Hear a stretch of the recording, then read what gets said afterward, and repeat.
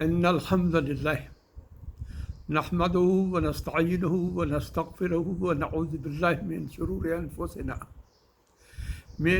انفسنا ومن سیئات اعمالنا من یہد اللہ فلا مضل لہ ومن یضلل فلا ہادی لہ اشہد ان لا الہ الا اللہ وحدہ لا شریک لہ واشہد ان محمدا عبدہ ورسولہ اما بعد اعوذ باللہ من الشیطان الرجیم بسم اللہ الرحمن الرحیم ان اللہ یأمر بالعدل والاحسان وایتاء ذی القربى وینہی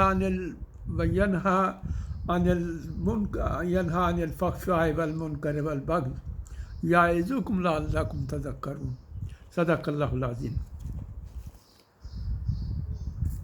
سامعین گرامی، اس آیت کا یہ دوسرا درس ہے۔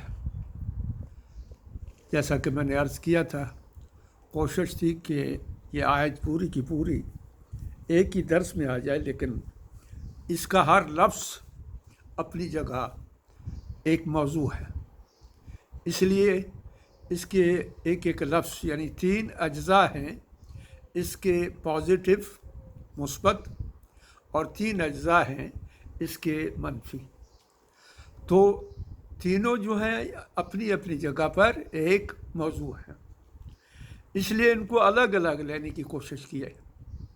اس سے پہلے جو درس ہوا ہے وہ عدل پر ہوا ہے۔ اب آج کا جو درس ہے وہ ہے احسان۔ ان اللہ یأمر بالعدل والاحسان۔ اب عدل اور احسان کا بھی آپس میں گہرا تعلق ہے، میں ابھی آپ کے سامنے عرض کروں گا، لیکن لفظ احسان جو ہے عام طور پر ہم اپنی معاشرتی زندگی میں جب بولتے ہیں تو بھلائی کے معنوں میں ہی بولتے ہیں۔ کہا جاتا ہے کسی نے کسی پر بڑا احسان کیا، آپ نے مجھ پر بڑا احسان کیا، یعنی آپ نے میرے ساتھ بڑی بھلائی کی، میرا بڑا بھلا کیا۔ تو احسان کا ایک مطلب تو ہے بھلائی، اور اس کا لفظی مطلب ہے کسی چیز کو بہت اچھا کر دینا، بہت عمدہ کر دینا، بہت بھلا کر دینا، خوبصورت بنا دینا۔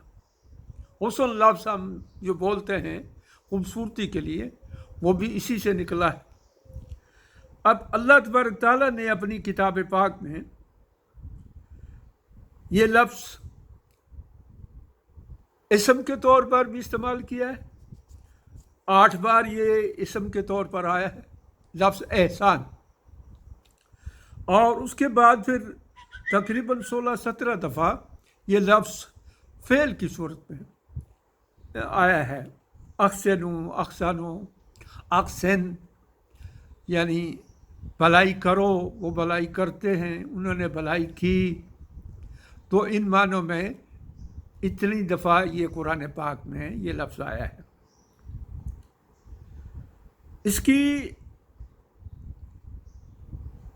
الٹ جو ہے وہ برائی ہے، بھلائی کے الٹ برائی ہوتی ہے، اور اللہ تعالیٰ بھلائی کو ہی پسند کرتا ہے، برائی کو پسند نہیں کرتا ہے۔ اللہ تبارک تعالیٰ نے اپنی کتاب پاک کے اندر اپنے بندوں کو اور نبی پاک صلی اللہ علیہ وسلم نے اپنی امت کے لوگوں کو بھلائی کرنے کا حکم دیا ہے، برائی سے بچنے کا حکم دیا ہے۔ اب پہلے میں یہ آپ کے سامنے یہ عرض کروں گا کہ عدل اور احسان کا آپس میں کیا تعلق ہے۔ عدل کا مطلب ہے کہ کسی شخص کو اس کا حق پورا پورا ادا کرنا۔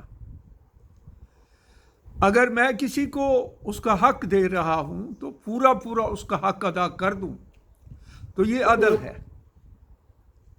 لیکن اگر اس کے حق سے کچھ زیادہ دے دوں تو یہ احسان ہے۔ اور اللہ تعالیٰ جو ہے وہ چاہتا ہے کہ بندے احسان کا رویہ اختیار کریں، عدل پر آ کر رک نہ جائیں، بلکہ آگے احسان تک جائیں، اس لیے کہ اللہ تعالیٰ احسان والوں کو پسند کرتا ہے۔ قرآن پاک میں اللہ تبارک تعالیٰ نے فرمایا ان اللہ یحب المحسنین، اللہ احسان کرنے والوں کو، محسنوں کو سے محبت کرتا ہے۔ فرمایا ان اللہ مع المحسنین واللہ یحب المحسنین، اللہ بھلائی کرنے والوں کو، احسان کا رویہ اختیار کرنے والوں کو، احسان کی روش اختیار کرنے والوں کو پسند کرتا ہے، ان سے محبت کرتا ہے۔ تو اس لیے اللہ اور اللہ کے رسول کا تقاضا یہ ہے کہ ایک بندہ جب کسی کا حق ادا کر رہا ہو تو اتنے پر نہ رک جائے جتنا اس کا حق ہے، اپنی طرف سے کوشش کرے کہ اس سے بڑھ کر اس کے ساتھ بھلائی کی جائے۔ یہ عدل اور احسان کا آپس میں یہ تعلق ہے۔ اب اس کا ایک اور پہلو ہے جو خاص طور پر آج یوں سمجھیے کہ میرا موضوع ہے۔ آپ دیکھتے ہیں کہ دنیا کے اندر یونیورسٹیوں اور کالجوں کے اندر ڈگریاں ہوتی ہیں۔ یہ F A F S C کی ڈگری ہے، B A B S C کی ڈگری ہے، آگے اسی طرح مختلف ڈگریاں ہیں، پی ایچ ڈی تک ڈگریاں ہیں۔ یہ ڈگریاں ہوتی ہیں۔ ڈگریوں کا مطلب ہے کہ ایک آدمی قدم بقدم، سیڑھی بہ سیڑھی اوپر چلا جا رہا ہے، بلندی کی طرف جا رہا ہے۔ اب یہ اسلام میں یا میرے موضوع کے مطابق یوں کہیے کہ یہ ڈگری کیا ہے؟ آپ یہ سمجھیے کہ احسان جو ہے یہ سب سے اونچی ڈگری ہے۔ پہلی ڈگری ہے ایمان۔ ایمان کا مطلب ہے کہ آپ نے اللہ اور اللہ کے رسول کو مان لیا۔ اللہ ہے، میرا خالق ہے، میرا مالک ہے، میرا رازق ہے، میری زندگی اس کے ہاتھ میں ہے، میرا خیر و شر اس کے ہاتھ میں ہے، وہی میری زندگی کا ہر رخ سے، ہر خیر اور ہر شر کے حساب سے مالک ہے، اور اسی کا حق ہے کہ میں اس کی اطاعت اور فرما برداری کروں۔ محمد مصطفیٰ صلی اللہ علیہ وسلم اللہ کے رسول بن کر آئے تھے، اور میرے لیے وہ اسوہ حسنہ ہیں، اور ان کی اطاعت میرے اوپر اسی طرح واجب اور فرض ہے جس طرح اللہ کی اطاعت فرض ہے۔ اس لیے کہ اللہ نے فرمایا کہ جس نے رسول کی اطاعت کی ان نے گویا میری اطاعت کی۔ اب اللہ اور اللہ کے رسول کی اطاعت، ان کو مان لینا، پھر یہ قرآن، یہ مان لینا کہ یہ اللہ کی کتاب ہے، یہ ہمارے لیے ہدایت کا سرمایہ بن کر آئی ہے، یہ اس کی روشنی میں ہمیں زندگی اپنی گزارنی ہے، تو یہ ایمان ہے۔ پھر یہ مان لینا کہ اللہ کے کچھ ایسے کارندے ہیں، ایسا گروہ ہے اس کی مخلوقات میں جو اس کے احکام بجا لانے میں ہر وقت مستعد ہے۔ وہ ہے کارکنان قضاء و قدر، ان کو کہہ لیجئے ملائکہ، فرشتے۔ فرشتوں پر ایمان لانا، فرشتوں پر ایمان، یعنی یہ ماننے کی بات ہے۔ میں عرض کر رہا ہوں کہ ایمان کیا چیز ہے۔ اس کے بعد ہماری زندگی، جتنی سانسیں اللہ تعالیٰ نے لکھی ہیں، کوئی جوانی میں مر جاتا ہے، کوئی بچپن میں مر جاتا ہے، کوئی ارذل العمر یعنی بڑھاپے کی آخری حد تک چلا جاتا ہے، کوئی 70-80 سال میں جا کر تو فوت ہو جاتا ہے۔ تو اللہ تعالیٰ نے جس کی جو عمر لکھی ہوئی ہے، اس عمر کے بعد اسے مرنا ہے، اور مرنے کے بعد اس کو ایک روز زندہ کیا جائے گا، اور زندہ کر کے اس کے اس دنیا کے اندر جو اعمال ہیں ان کا حساب کتاب ہوگا۔ یہ یوم آخرت ہے۔ اور پھر اللہ تعالیٰ سے ملاقات، اور اس میں ایمان میں یہ بھی ہے، جیسا کہ ایمان کی صفت ایمان مفصل ہے، خیر و شر کی جو قدر ہے، تقدیر ہے، اس پر بھی ایمان ہے۔ اب یہ ماننا ہے، ان چیزوں کو ماننا کہتے ہیں۔ نبی پاک صلی اللہ علیہ وسلم ایک دفعہ اپنے صحابہ کے ساتھ تشریف فرما تھے، تو ایک شخص آیا جس شخص نے بڑے سفید اور صاف ستھرے کپڑے پہنے ہوئے تھے، اجنبی تھا۔ صحابہ نے اس شخص کو کبھی پہلے دیکھا نہیں تھا، کون ہے، کہاں سے آیا ہے، لیکن ان کو تعجب یہ ہو رہا تھا کہ اس شخص پر نہ تو کوئی تھکاوٹ کے آثار ہیں، نہ ہی اس کے کپڑوں اور اس کے لباس پر کوئی سفر کے آثار ہے، کوئی گرد پڑی ہو یا کوئی ایسی شکنیں پڑی ہوئی ہوں یا کوئی اور ایسی چیز، اجنبی بھی ہے۔ صحابہ نے کبھی اس کو پہلے دیکھا نہیں تھا۔ وہ شخص آیا اور نبی پاک صلی اللہ علیہ وسلم کے پاس اس طرح بیٹھ گیا کہ حضور پاک صلی اللہ علیہ وسلم کے گھٹنوں کے ساتھ اس نے اپنے گھٹنے ملا لیے۔ اس پر صحابہ کو اور تعجب ہوا کہ یہ اتنا بے تکلف آدمی ہے کہ نبی پاک صلی اللہ علیہ وسلم کے ساتھ اتنا قریب ہو کر بیٹھ گیا کہ اپنے گھٹنے حضور کے گھٹنوں کے ساتھ ملا لیے۔ اب اس تعجب میں تھے صحابہ کرام، تو اب اس شخص نے نبی پاک صلی اللہ علیہ وسلم سے کچھ سوال کرنے شروع کر دیے۔ پہلا سوال اس کا یہ تھا کہ فقال یا رسول اللہ مل ایمان، اے اللہ کے رسول ذرا مجھے یہ بتائیے کہ ایمان کیا ہے؟ حضور اکرم صلی اللہ علیہ وسلم نے فرمایا ان تؤمن باللہ و ملائکتہ و کتبہ و رسلہ و بلقائہ و تؤمن بالبعث الآخر۔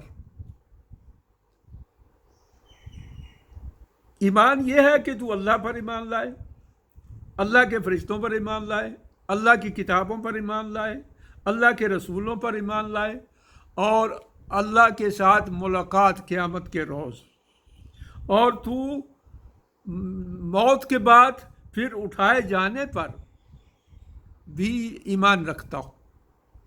تو یہ ہے ایمان۔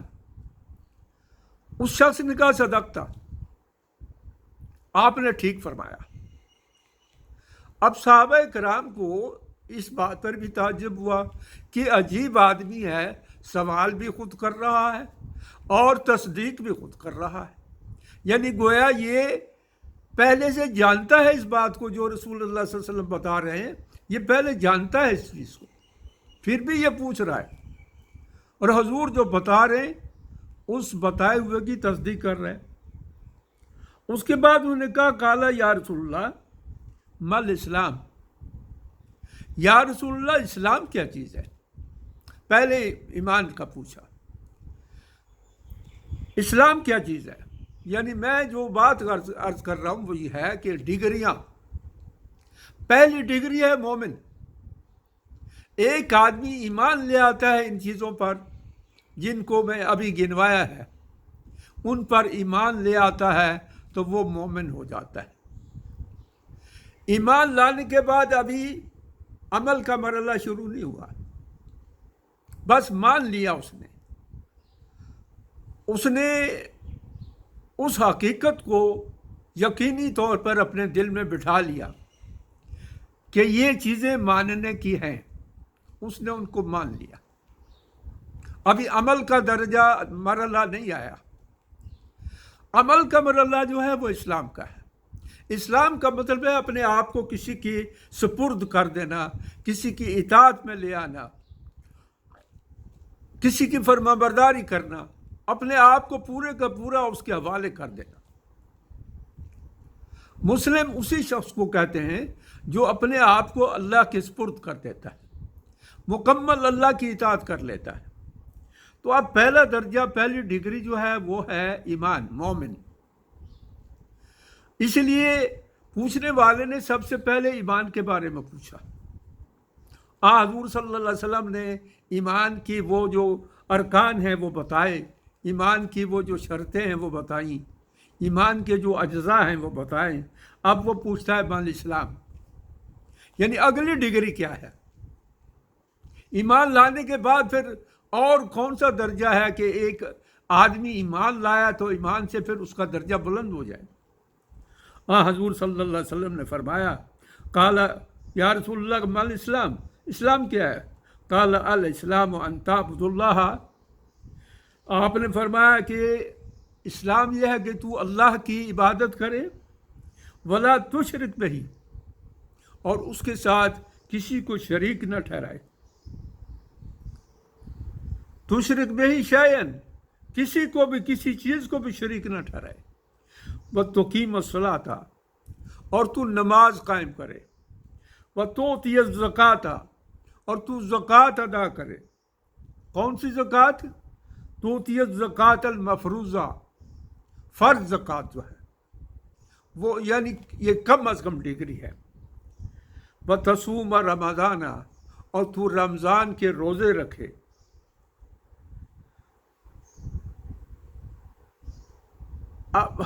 حج بھی اس میں ہے، لیکن مسلم، صحیح مسلم کی حدیث ہے، اس میں حج کا بھی ذکر ہے کہ جس کے استطاعت ہے، جس کے پاس، وہ حج ادا کرے۔ اب نبی پاک صلی اللہ علیہ وسلم نے ایمان کی یہ اجزاء بتائے، تو اس کے اسلام کے ارکان بتائے، تو اس شخص نے پھر کہا صدقت، آپ نے بالکل ٹھیک کہا۔ صحابہ کو پھر وہی تعجب ہوا کہ یہ شخص پوچھ رہا ہے، دریافت کر رہا ہے۔ دریافت تو اس لیے کیا جاتا ہے کہ کوئی نہیں جانتا، لیکن صدقت جب یہ کہتا ہے تو اس کا مطلب ہے یہ پہلے سے جانتا ہے۔ اب یہ دوسری ڈگری ہے جو اس حدیث کی روشنی میں ہمارے سامنے آتی ہے ہمارے لیے۔ پہلی ڈگری ہے ایمان، اس کے بیچ میں تقویٰ بھی ہے، جیسے کہ اس کتاب کے بارے میں فرمایا، قرآن پاک کے بارے میں، کہ ہدی للمتقین، اور اسی کتاب میں فرمایا ہدی و رحمت للمحسنین، یہ ہدایت ہے اور رحمت ہے محسنین کے لیے، یعنی متقین سے بھی، یعنی ایمان لے آیا، ایمان کے بعد اسلام بھی قبول کر لیا۔ اب اسلام کے بعد تقویٰ ہے۔ تقویٰ اللہ کا وہ خوف جس خوف کے تحت ایک آدمی، ایک مسلمان لمحہ بلمحہ سوچتا ہے کہ اس کے عمل سے، اس کی زبان سے کوئی نافرمانی نہ ہو جائے رب ذوالجلال کی، اس کا کوئی قدم اس طرف نہ اٹھے جس طرف قدم اٹھانے سے اللہ تعالیٰ ناراض ہو جاتا ہے۔ اللہ کا خوف، پرہیزگاری جسے کہتے ہیں، بچنا، زندگی گزارتے ہوئے اس طرح چلے کہ جیسے کانٹوں میں چل رہا ہے، اور ایک ایک قدم رکھتے ہوئے اس احتیاط کے ساتھ رکھتا ہے کہ کوئی قدم جو ہے وہ کانٹوں پر نہ پڑ جائے، یا دامن کسی جھاڑی سے نہ الجھ جائے۔ یہ تقویٰ ہے۔ اب یہ تقویٰ سے اوپر والی ڈگری میں یہ آپ کو بتا رہا ہوں، ایمان، مسلم، مومن، مسلم، متقی۔ اس حدیث میں تقویٰ کا ذکر نہیں ہے، میں اپنی طرف سے یہ عرض کر رہا ہوں، قرآن اور حدیث کی روشنی میں یہی حقیقت ہے کہ تقویٰ جو ہے وہ ایک ڈگری ہے۔ اب اس کے بعد احسان ہے۔